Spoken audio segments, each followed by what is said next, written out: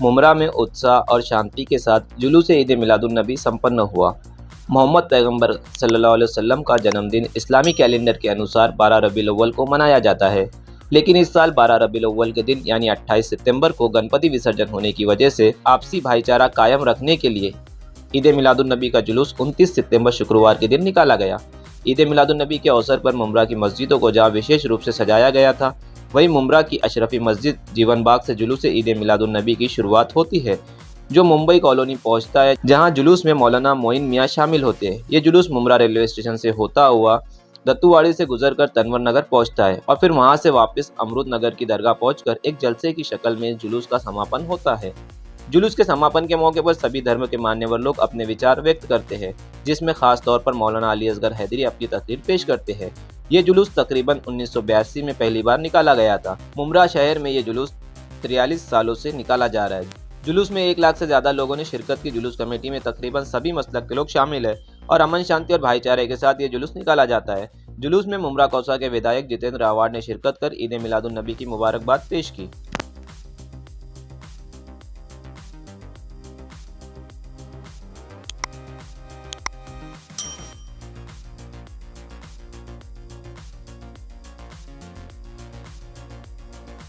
मिलता हूँ, मुझे कोई यहाँ बुलाता नहीं है, मैं खुद होके आता हूँ कि ये अपनापन है, अपने लोग हैं जो मोहब्बत करते हैं, जो दुआएं देते हैं। और आज मैं जो भी कुछ हूँ ये मैं भूल नहीं सकता कि 2009 में मुमरा ने ही मुझे चुन के दिया था। मैसेज क्या है सर, देशवासियों के लिए क्या मैसेज है? नफरत का बाजार भरा हुआ है, मैं मोहब्बत का पैगाम लेके आया। इस मुल्क के अंदर ये सोचने, वो लोगों को सोचने पे मजबूर कर दिया गया है कि हमारे रसूल सल्लल्लाहु अलैहि वसल्लम मोहसिन इंसानियत दुनिया में तशरीफ़ लाए थे और मोहसिन इंसानियत की इंसानियत ये थी कि जिस दिन ईद मिलादुन्नबी था उसी दिन यहाँ पर इस देश में गणपति भी था, हमारे महाराष्ट्र में। उसके अंदर मोहसिन इंसानियत ने वो रास्ता दे दिया कि आप पहले चले जाइए, हम बाद में कर लेंगे। और आज उसका नज़ारा ये है कि अल्लाह की तरफ से इतना बेहतरीन जुलूस निकला। जुलूस ईद मिलादुन्नबी कमेटी को तमाम लोगों को मुबारकबाद, तमाम सदर हमारे मुबारकबाद, मौलाना साहब मुबारकबाद। इन्होंने इतनी शानदार तकरीर किया है कि अब इनके तकरीर और इनके अल्फाज सुनने के बाद तो आपको अकेले में बात कर लेते तो ठीक था, इनके सामने ज़रा ठीक नहीं लग रहा है, नहीं बोल पाएंगे। मैं अपने सैयद अली भाई साहब जो मुमरा में हर मौके पर मिल्लत के साथ खड़े रहते हैं, आज इनके आने में थोड़ा सा ताख़ीर हुई। मैं अपनी तकरीर शुरू करने से पहले इन्हें ढूंढता था, क्योंकि मेरी समातों में हर शख्स एक फ़र्द है, लेकिन मैं इन्हें अंजुमन समझता हूँ, लिहाजा ये अपनी ज़ात में अंजुमन है। ये आए तो मेरी तकरीर वहाँ से और बढ़ गई और रंग में निखार आ गया, क्योंकि जब सुनने वाले होते हैं तो सुनाने में लुत्फ़ बढ़ता है। इसी के साथ मैं फिर एक बार तमाम शरकाए मिलादुन्नबी जुलूस के शरका का और मिलादुन्नबी कमेटी का शुक्रिया अदा करता हूँ। और जैसा कि भाई साहब ने कहा कि ये सरकार मदीना की ज़ात मोहसिन इस्लाम नहीं है, ये मोहसिन इंसानियत है। और आपके ज़िंदगी में ये मिलता है कि जब आप तशरीफ़ लाए तो काबतुल्लाह को तामीर के लिए उसकी फाउंडिंग स्टोन यानी बुनियाद का पत्थर रखा जाना था, तो 4 कबीले आपस में लड़ने लगे। तो सरकार मदीना ने कहा कि एक चादर लाओ और चारों कबीले उसके एक एक कोने को पकड़ लो। बात आई कि फिर पत्थर का स्टोन कौन रखेगा, पत्थर कौन रखेगा बुनियाद का? तो सरकार मदीना ने कहा तुम चादर के कोने पकड़ के खड़े रहना, काबे के सहन में जो पहला शख्स आएगा उससे रखवा लेना। लेकिन अल्लाह का करम ये हुआ कि वो सरकार मदीना से काबे की बुनियाद रखवानी थी, तो कौन आ सकता था? इसलिए सहन में सरकार मदीना आए, चारों कबीले भी खुश हुए, अल्लाह भी खुश हुआ। लिहाजा उन्हीं की सीरत पर अमल करते हुए शहीद राह मदीना के जानशीन हज़रत मुसन्ना मियाँ साहब के फ़र्जंद मोइन अशरफ साहब के क़यादत में जो मीटिंग्स हुई उसमें उन्होंने सरकार मदीना की इसी सीरत को सामने रख करके अपना कदम पीछे हटाया और इंसानियत को आगे बढ़ाया।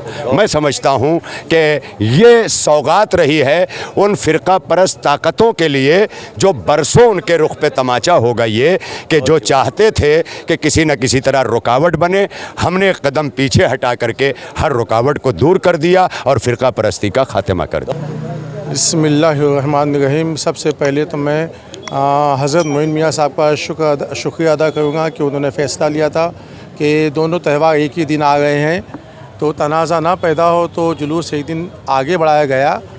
उसी को देखते हुए आज जुलूस निकला, बड़ा शानदार निकला और ख़ास तौर से पुलिस ने जो रोल अदा किया इस बार, मेरी समझ से इससे पहले कभी पुलिस ने इतना अच्छा रोल अदा करती थी, लेकिन इतना अच्छा ये पहली बार हुआ कि बीच जुलूस के अंदर 2-3 तनाज़े होते होते रह गए पुलिस की मदाखलत की बिना पर। पुलिस ने रोक के उसको वो मसले को होने से रोक दिया। तो इस बार मैं बड़े तहे दिल से ख़ास तौर से मुंबई पुलिस के सीनियर साहब का शुक्रगुजार हूँ। बहुत मेहनत की उन्होंने, फील्ड पे मेहनत की इस बार।